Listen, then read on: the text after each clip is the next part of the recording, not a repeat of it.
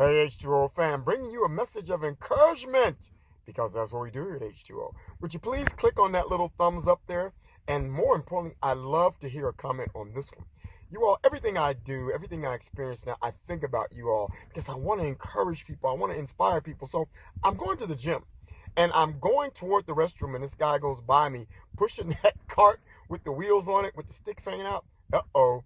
I get in there, and sure enough, he comes in and he has to take the plunger out and deal with what was a remarkably unpleasant situation with a plunger. I'm not going to go into details, but he was not having fun at all.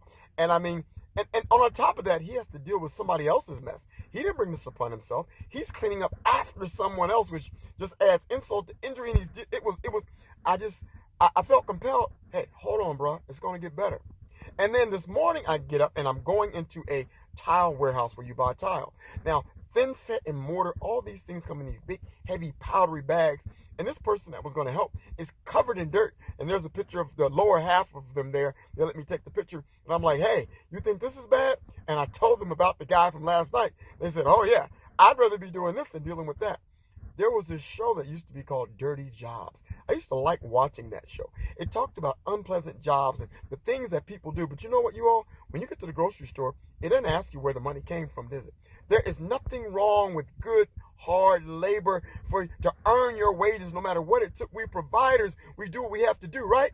But sometimes it's going to be a dirty job. I remember McDonald's back in the day. Don't know if it's true anymore, but back in the day, you couldn't become a McDonald's manager unless you worked the fry line, unless you got your hands burned on the grease. So that if you ever made it to management, nobody could complain to you because you knew you'd been through it also. You knew all the inner workings. You got to start at the bottom and work your way up. Isn't that life? Isn't that a hold on message, you all? No matter what your work is today, or no matter what you're endeavoring, what you're trying, it may be dirty, it may be stinky, it may be unpleasant. But how many CEOs work their way up? How many people with a success story started somewhere and had to crawl before they walked, before they ran? Come on, you all.